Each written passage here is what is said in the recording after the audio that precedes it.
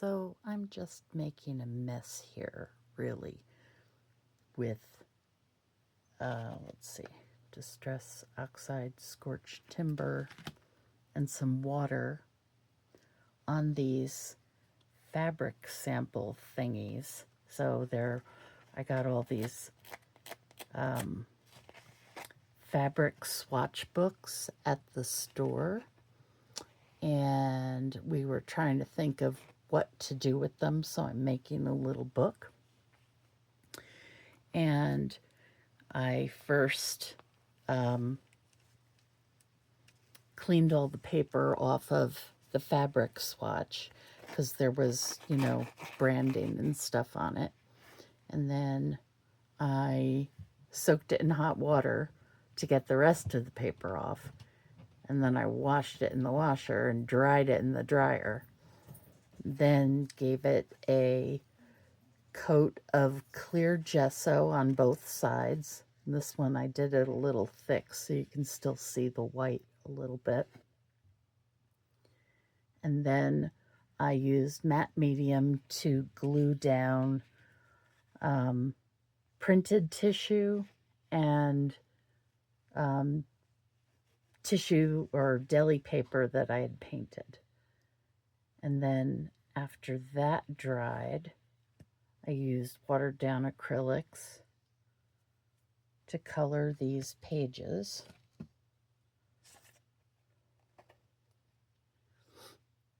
And now what I'm doing, and I'll show you, it's ever so exciting, is you take the Distress Oxide Scorched Timber pad, because that's all I have, and I'm just doing this on the fabric and some of the paper. I don't care what it does to the pad. It's a tool. It's meant to be used, so I'm using it. Yeah, so I'm going to do this to both sides.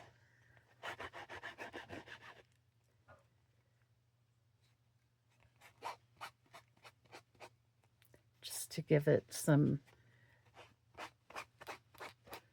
little boundaries and interest, and pretend that I found these swatches of fabric in a hole in the ground somewhere and they're really beat up. So I feel like Bob Ross now. This is weird. Okay, so then I'm just dipping my brush in water and activating the Distress Oxide ink. I don't understand it.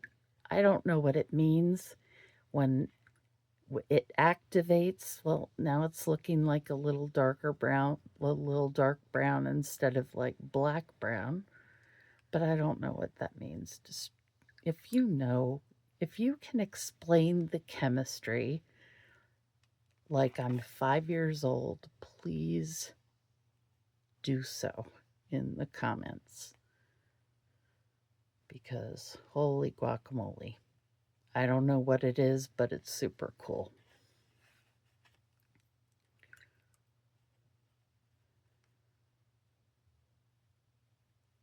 And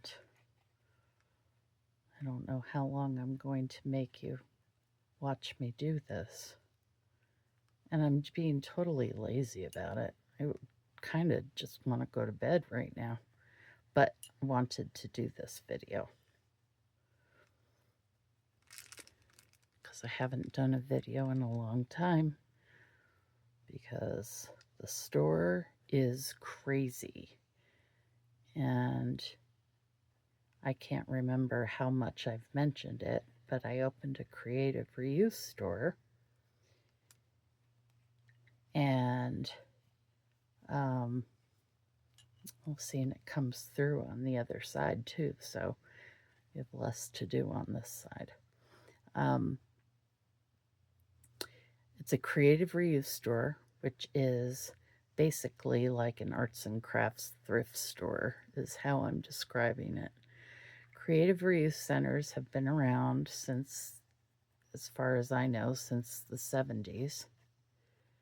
And the first one, I believe, is in San Francisco, and it's called Scrap.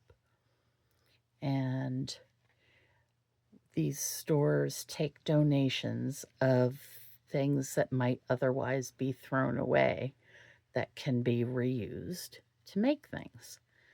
So you can think anything, like think about Habitat for Humanity or Goodwill or whatever, but it's arts and crafts. So we'll have, let's see, I'll rattle off some of the departments. We've got yarn and fabric, sewing stuff, crochet, embroidery,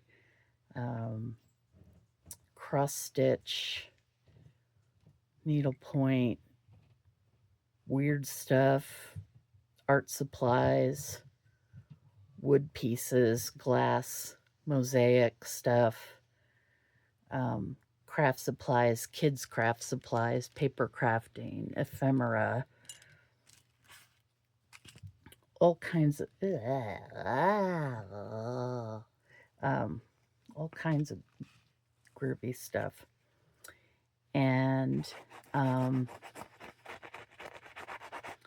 yeah, so we take these donations and we resell them really cheap, usually 40% of the retail price if it's something that's brand new. Less if it's been used. So, like if it's a bottle of paint and it's 2/3 full, we price it accordingly.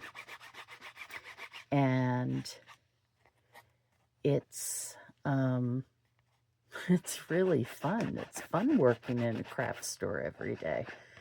And it's challenging because I've never owned a retail store before. I've worked at many retail stores, but never owned one before.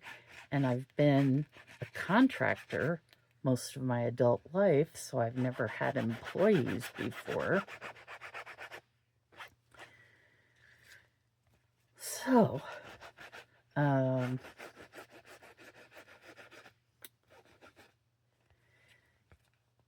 yeah. So, I can't remember what I was saying.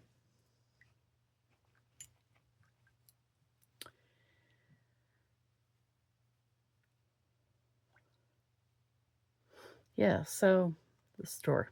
That's been keeping me a little bit busy, and I have not been making enough stuff. And then one day, my friend Kat, who is the store manager, said, "Hey, what can we do with these fabric swatches?" So now we're making things with the fabric swatches. Swatches.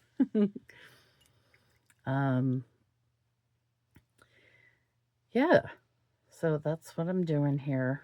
Just making a mess, and I wanted to do it before I went to bed so it would be dry in the morning so I could take it to the store with me and show Kat. And just look at it and think about what I want to do next. There's going to be some stitching because it's fabric and it begs to be stitched. Probably machine and slow stitch. And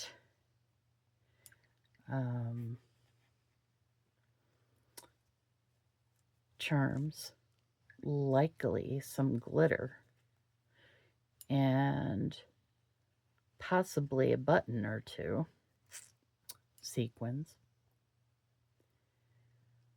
I might involve some felt. Definitely will have some paper on there. I think these guys are ready to dry. So I've got 5 pages that are done. I'm not going to put the Distress Oxide ink on this one because it's already dark. And I don't think it really needs it. Does it need it? I don't know. I'm not a professional. let's see. I don't know if you're supposed to do that or not. But, oh, maybe that'll hide some of that white from the clear gesso, that dried white. Okay, you can also tell me if I'm not supposed to use water on my Distress Oxide pad or not. Ooh, you know, I probably shouldn't. It looks weird now. I should probably get the re-inker so I could use the ink that way. I don't know what I was thinking. But we don't have like a craft store in our town that I could just go and get a new re-inker for this, unfortunately, because I don't go to the H word. And I went to the M word today. No, yesterday. Just to see what it looked like, because I hadn't been there in a while. And I was really bummed out because half the shelves were empty. Even the ones that didn't have signs that said, we're waiting for new stuff to come in. There were 2 aisles blocked by, you know, those hand truck thingies that got the poles on each end and it's got a long bed, whatever it's called, blocking the aisle, so I couldn't even get to look at the resin stuff and the clearance stuff. And you know, it sucked. It wasn't great. And I was really disappointed because Michael's, I guess they're owned by a hedge fund or whatever too now, right? I have no idea. I'm guessing. They had such an opportunity when Joanne closed, and it just seems like they're not jumping on it. That is my point of view only. But my store has nicer yarn than Michael's